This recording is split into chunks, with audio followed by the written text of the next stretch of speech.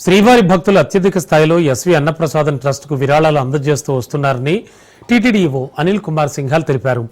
మాతృశ్రీ తరిగొండ వెంగమాంబ అన్నప్రసాద ట్రస్టులో ఈవో తనిఖీలు నిర్వహించారు.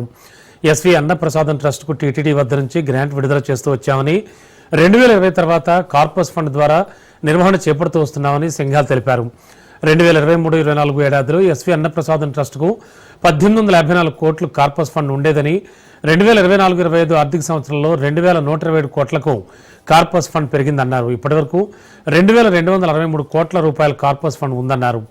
అన్నప్రసాదం వితరణ ఏడాదికి అయ్యే ఖర్చు 150 కోట్లని సింఘాల్ తెలిపారు. కోటి రూపాయలకు పైగా ఇచ్చే విరాళాలు సైతం పెరుగుతూ వస్తున్నాయన్నారు.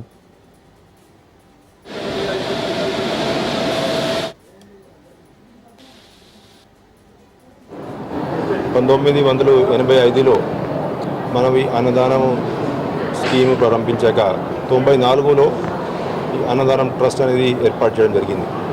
మన హిందువులందరూ కూడా అన్ని రకాలైనటువంటి దానంలో అన్నదానం అనేది శ్రేష్టమైనటువంటి భావిస్తారు. దానివల్ల మనకి ఉన్నటువంటి అన్ని ట్రస్ట్లో కూడా ఎస్వి అన్నదానం ట్రస్ట్లో వచ్చేటువంటి స్పందన, వచ్చేటువంటి డొనేషన్స్ చాలా ఎక్కువ వస్తుంటాయి. ట్రస్ట్ ప్రారంభించినప్పటి నుంచి ప్రతి సంవత్సరం మనకి అయ్యేటువంటి ఖర్చు, స్టార్టింగ్లో కార్పస్ అమౌంట్ లేదు కాబట్టి టీటీడీ నుంచి గ్రాంట్ రూపకంగా మనం ఈ ట్రస్ట్కి ఈ అన్నదానం స్కీమ్ మీద ఇవ్వడం జరుగుతూ ఉండేది. 2018-19 లాస్ట్ ఇయర్ ఆ సంవత్సరం మనం ఎంత కొంత డబ్బు టీటీడీ జనరల్ ఫండ్స్ నుంచి అన్నదానం స్కీమ్ కోసం ఇవ్వడం జరిగింది. అప్పటి నుంచి ఈ ట్రస్ట్లో ఉన్నటువంటి కార్పస్ ఏదైతే ఉందో దాని మీద వస్తున్నటువంటి ఇంట్రెస్ట్ ఇన్కమ్, రెవెన్యూ ఇన్కమ్ అవన్నీ మనం చూసుకున్నట్లయితే ఇప్పుడు ఈ ట్రస్ట్ సెల్ఫ్ సఫిషియెంట్ 2019-20 నుంచి సెల్ఫ్ సఫిషియెంట్ అయింది.